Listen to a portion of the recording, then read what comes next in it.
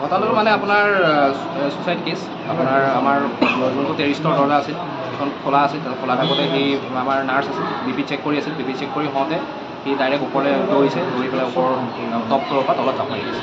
নাম কি কি কয় কিমান দিন হৈছে তেওঁ মানে ইয়ালৈ অহা আপোনাৰ 3 মান্থ কমপ্লিট হ'ল। সুস্থ নাছিল নেকি? সুস্থ আছিলে আপোনাৰ তো আপোনাৰ ঘৰখনে কি হৈ গ'ল তো ক'ব নোৱাৰোঁ। অকস্মাত আহি নিজে জড়িত অকস্মাত আহি নিজে জড়িত ক'ত আছিলে পাঠশালা। নাম কি? ঋতুৰাজ বড়ো। আচ্ছা আপোনালোকৰ ৰিহেব চেণ্টাৰটো ক'ত আছে? মোৰ মধুপুৰ। আমাৰ কেমেৰাৰ সন্মুখতে যিগৰাকী পৌৰপতি প্ৰিন্সিপালটি তেওঁ ক'লে যে আপোনালোকে পাৰ্মিশ্যন নোহোৱাকৈ ৰিহেবটো চলাইছে, কথাটো কি হয়? না পাৰ্মিশ্যনটো চাওক আমাৰ ছ'চাইটি আমি এখন আমাৰ ছ'চাইটিৰ পৰা লাগে NGO এটা হ'বৰ কাৰণে ছ'চাইটিৰ ৰেজিষ্ট্ৰেশ্যন আমাৰ অলৰেডি আছে আৰু প্লাছ আমাৰ হেল্থৰ ক্লিনিকেল এষ্টাব্লিছমেণ্টো আছে ধৰক বাকী ধৰক মিউনিচিপালিটিৰ কাৰণে আমি ধৰক এপ্লাই কৰিছোঁ ধৰক ট্ৰেড লাইচেঞ্চটো। আপোনালোকৰ কিমান দিন হ'ল ৰিহেবখন ইয়াত? আমাৰ 3 বছৰ কমপ্লিট। 3 বছৰ আপোনালোকে মিউনিচিপালিটি ট্ৰেড লাইচেঞ্চ নোহোৱাকৈ চলাই আছে? কি কয়? মিউনিচিপালিটি ট্ৰেড লাইচেঞ্চ নোহোৱাকৈ কৰি আছে 3 বছৰে? প্ৰথমতে আমাৰ যেতিয়া হেৰি আছিল তেতিয়া মানে ট্ৰেড লাইচেঞ্চৰ কথা নাছিল মানে প্ৰথম যেতিয়া খুলিছিলোঁ এতিয়া ধৰক আমাৰ কি বুলি কয় অলপ আপোনাৰ কাগজ পাতিৰ কাম আছে ধৰক তো সেইখিনি মানে ট্ৰেড লাইচেঞ্চখন কৰিবৰ কাৰণে ধৰক খাজনা ৰচিদটো ক্লিয়াৰ লাগে তো সেইখিনি আপোনাৰ মালিকে আমাক কৰি দিব এইখিনিতে কৰি দিয়াৰ লগে লগে আমি এপ্লাই কৰিলোঁ। ৰিহেব চেণ্টাৰটোৰ কথা হৈছে কি মই 2022 চনত মই চাৰ্জ লৈছোঁ 12 এপ্ৰিল তাৰিখে আৰু যোৱা প্ৰায় 3.5 বছৰ হ'ল মই শুনিছোঁ যে চাৰিআলিত দুটানে 3টা ৰিহেব চেণ্টাৰ চলি আছে।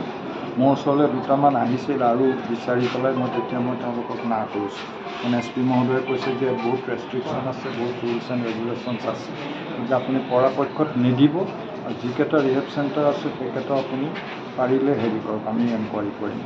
গতিকে ঘটনা হৈছে কি এই ৰিহেব চেণ্টাৰটো মোৰ নিজৰ ৱাৰ্ডতে আছে কিন্তু আজিলৈকে তেওঁলোকে পাৰ্মিশ্যনো লোৱা নাই NOCও লোৱা নাই লাইচেঞ্চো লোৱা নাই। 3 বছৰ হৈ গ'ল 3 বছৰ হ'ল বুলি কৈছে। মই ৰাস্তাত দেখিছোঁ কিন্তু তেওঁলোক আজিলৈকে মোৰ ওচৰলৈ অহা নাই। এতিয়া যিটো কথা কৈছে তেওঁলোক আমি বিচাৰিছোঁ একো বিচৰা নাই। তেওঁলোকক বহুত ক্লিয়াৰেঞ্চ লাগে বহুত NOC লাগে আৰু আমাৰ NOCটো একদম মষ্ট হেৰি তাৰমানে দৰকাৰী আৰু এতিয়া দেখিছোঁ যে ৰিহেব চেণ্টাৰবিলাকতে বেছি দুষ্কাৰ্য চলি আছে আৰু তাত যিসকলে চলায় সেই ৰিহেব চেণ্টাৰবিলাক চলোৱা মানুহখিনিয়ে বেছিকৈ এডিক্টেড। মই আগতেও 2-3টা পাৰ্টি মোৰ অফিচলৈ আহিছে তেওঁলোক নিজে এডিক্টেড তেওঁলোকে নিজে স্বীকাৰ কৰিছে যে উই আৰ এডিক্টেড। গতিকে এডিক্টেড মানুহখিনি এটা এডিকশ্যন চেণ্টাৰ ৰিহেব চেণ্টাৰ এটা চলোৱাটো আচলতে এটা চিন্তনীয় বিষয়। তেওঁলোক যদি সংশোধনীয় হয় তেতিয়াও বেলেগ কথা কিন্তু বহুত ৰিহেব চেণ্টাৰত দেখিছোঁ যে তাৰ মালিকবিলাকেই ড্ৰাগছ খাই পেলাই তাত দুষ্কাৰ্য কৰে বা তাৰ পেচেণ্ট মৰে বা পেচেণ্ট নোহোৱা হয়। পৰৱৰ্তী ছাৰ কেনেধৰণৰ ব্যৱস্থা ল'ব? আমি এতিয়া একশ্যন ল'ম ইমিডিয়েট একশ্যন ল'ম সেইটো আমি পুলিচ ডিপাৰ্টমেণ্টটো আছে ইয়াত সকলোকে অনুৰোধ জনাইছোঁ SP মহোদয়ক আজিও জনাম গতিকে ইমিডিয়েট ইয়াৰ ওপৰত এটা এনকুৱাৰী হ'ব লাগিব। আমি অনুৰোধ জনাইছোঁ আমি সংবাদ মাধ্যমকো অনুৰোধ জনাইছোঁ আপোনালোকে আমাৰ প্ৰতি সহযোগিতা কৰক।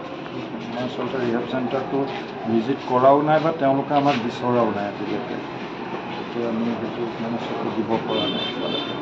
তেতিয়া আজি ৰাতিপুৱা শুনিছোঁ এজন তাৰে পেচেণ্ট এজনে ছুইচাইড কৰিছে মই সেইটো খবৰ পাই মই এতিয়া হস্পিটাললৈ আহিছোঁ।